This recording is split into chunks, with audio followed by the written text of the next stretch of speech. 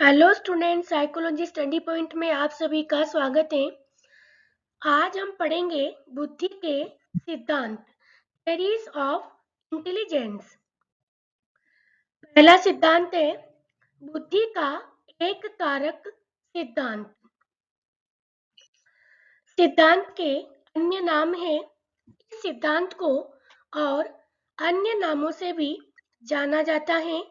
इन्हीं में से प्रतियोगी परीक्षाओं में नंबर 5 पे जो दे रखा है निरकुंशवादी सिद्धांत, ये नाम देकर पूछा गया था कि भाई किस सिद्धांत को निरकुंशवादी सिद्धांत कहा जाता है।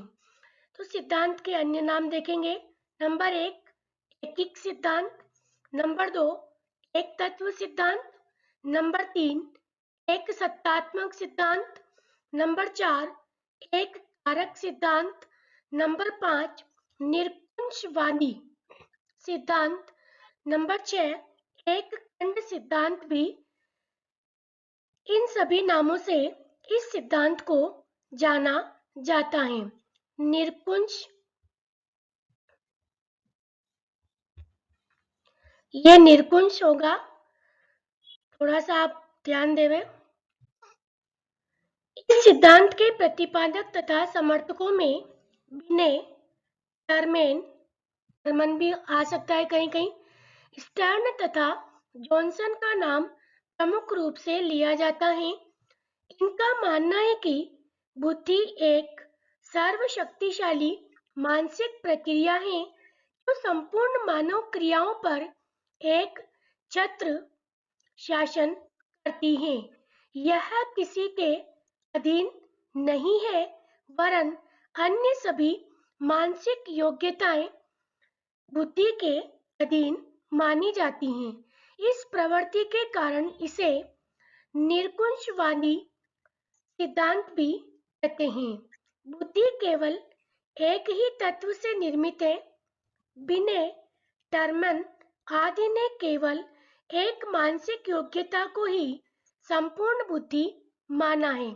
जैसे बिने निर्णय देने की शक्ति को बुद्धि कहता है, तो टर्मेन विचार शक्ति को तथा टर्न नवीन परिस्थितियों के साथ समायोजन करने की शक्ति को बुद्धि कहता है।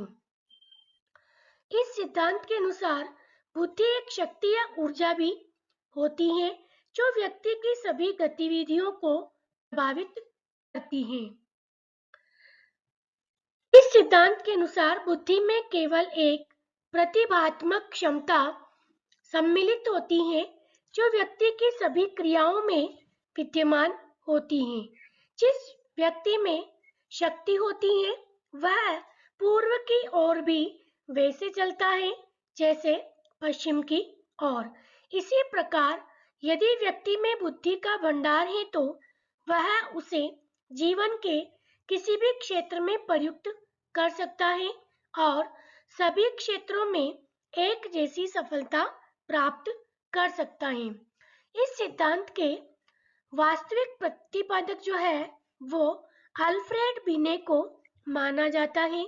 बाद में अमेरिकन मनोवैज्ञानिक टर्मेन एवं स्टर्न तथा जर्मन मनोवैज्ञानिक एबिंगहास ने इसका समर्थन किया। आधुनिक मनोवैज्ञानिकों के अनुसार भी इस सिद्धांत के प्रतिपादक बिने को माना जाता है।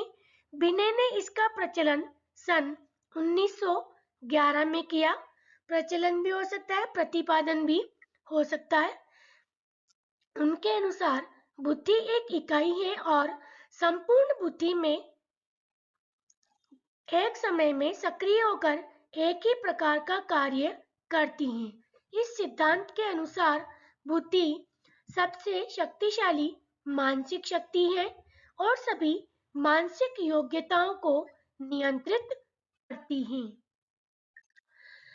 इस विचारधारा के अनुयायियों के अनुसार बुद्धि वह शक्ति है जो समस्त कार्यों को प्रभावित करती है, अर्थात उन्होंने बुद्धि को समस्त मानसिक कार्यों को प्रभावित करने वाली शक्ति के रूप में भी माना है। इस सिद्धांत के अनुसार बुद्धि सर्वश्रेष्ठ शक्तिमान मानसिक शक्ति है जो अन्य सभी मानसिक गुणों पर शासन करती हैं।